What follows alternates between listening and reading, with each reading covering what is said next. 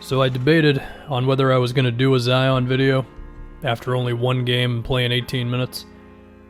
But then last night happened and I figure, yeah, it could make some sense because I feel like we kind of got the whole spectrum of what Zion can be in a small sample size. Of course there were the 4 threes and we're going to talk about that, but I think we saw Zion's playmaking be kind of interesting, and that was the first thing that I noticed. Like, I wasn't expecting Zion to score a crap ton of points and all that in his first game back, so the moments where he looked kind of awkward off the ball and just kind of floating around and not totally knowing how to get into the Pelicans offense, I wasn't really concerned with that. But the playmaking I do think was interesting. I don't know how many assists he actually had, but when you were watching the game, he did bust out quite a few interesting passes. His first one was a turnover because I think Derek Favors and him were off by a split second, but he did have quite a few times where he drove in, usually off of like a pass from someone, or maybe it was in transition, I don't remember exactly. And then he would just spot the open dude along the perimeter, or he would have a nice pass to the big who was basically in his way from scoring. And it was just kind of nice to see for a dude who's, however old he is, not very old. I mean, I think Zion has gotten some comparisons to, like, Blake Griffin.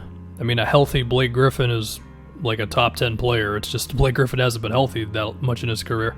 And I think to go with that is you need to be quite a passer at the 4/5 positions, and based on one game and, you know, just a few minutes and just seeing Zion's general vision and spotting some dudes for passes, okay, even if he didn't get that many actual assists. So I think that's something to look at. He did have one really cool pass in the full court, basically. I don't remember if it resulted in an assist or not, but he just seems to be farther along as a passer than you would think for a guy at his position, his age, his play style, all that. So that was the first thing I really noticed. If we get to the general, like, floating around, trying to find a spot in the offense, again, I did think that was going to happen a bit. So, I don't know. I guess that's just going to be something that happens sometimes with Zion. And maybe the conversation for that is, you know, is he meant to be a small ball center, or is he meant to be a power forward? I mean, the three-point shooting, if that's going to be real, then okay, it makes it a lot easier for him to play the 4, but I don't totally know what to make of that. I mean, I guess that's where the small sample size kind of makes it a little tougher. I mean, I'll be doing multiple Zion vids throughout this thing, but as for right now, I guess we're just going to have to kind of wait and see on that one. I mean, I think the ideal thing with Zion, besides him playing center sometimes, when he's at the 4, is for him to just constantly be moving in some way, whether it's setting screens on the ball, off the ball, cutting, and perhaps even getting like some other guys to screen for him, moving to the basket or whatever, to where you can just try to get a mismatch or whatever. And there's a chance Zion's going to be able to post up anybody. Maybe he's just going to be that much of a force down low. I mean, clearly his reflexes and getting offensive rebounds and loose balls and immediately going up with it, like all that stuff, he's going to be great at. We even saw a little bit of that last night where he got blocked by Pirtle, got it back real quick, hop stepped to the other side of the basket, and then finished over or through like 2 or 3 contests. So that's going to be there.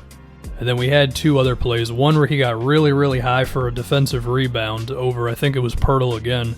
And then another one where it was that lob from Lonzo where Zion just spun off of the big, and Lonzo's a good enough passer to get it to him. So I think that's a lot of it with Zion, is just simply having him around the basket does a lot. I mean, we assume that he's strong enough and coordinated enough and athletic enough to where just simply from existing around the rim, he's probably going to grab, 10, 11 rebounds, however many of those are offensive, I don't know. And he's just going to finish plays for you, and then he'll bust out some crazy passes and things like that, hopefully in other situations. So, yeah. Now, if we get to the three-point shooting, so I don't know what to make of it because, I mean, like, he goes 4 for 4. His form doesn't look ideal. I mean, there's a lot of arm going on and not a whole lot of, like, fluidity from the body top to bottom or bottom to top, if you will. But it doesn't look like it's horrible either. Like, it looks like it's definitely manageable. And I think, you know, how confident he was to just take them. You know, it was like, oh, you're going to dare me to shoot this? Okay, then I'll just go up with it right away. That was a good sign. Do I think Zion's just going to be shooting like 35% from 3 on 4 threes a game moving forward? I'm not ready to go there just yet, but perhaps he's not going to be horrible. I guess that's an okay sign.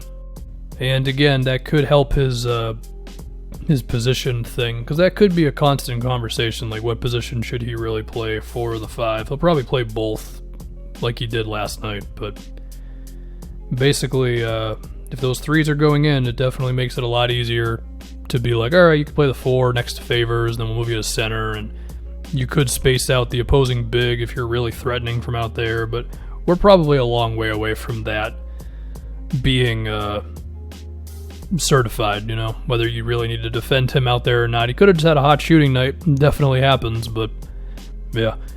Other things, I guess if we just look at his general size in comparison to NBA players and stuff, you know, I will admit he didn't look as big within the context of adults who have been in the league for a while. You know, like in college, the dude looked like a freaking alien compared to everybody else. Whereas looking at him last night in the NBA, okay, he definitely looked more like a normal human being. Even so, you can tell that he's bigger and stronger than most of the dudes out there. Not in terms of height, but you know what I mean. So, I don't know what to make of all that. Maybe there's a chance he just gets overwhelmed by the NBA's physicality a little bit more than we think. But I wouldn't say I'm concerned about it, really. Because, again, I think it was kind of inevitable for him to be out there, and with his play style, which is not your typical, like, shoot threes off the dribble, ISO after ISO type of guy, I kind of figured it was going to look a little awkward, especially given, you know, minutes restrictions and whatever else. So, yeah, I think that's about all I got, really. Again, it's very small sample, and I'll probably do a video on Zion after his next, like, 5 games or something, you know. I'm definitely going to be watching the Pelicans more than perhaps anybody over the next whatever stretch of time. Potentially just the rest of the season. So this will be an ongoing thing, no doubt.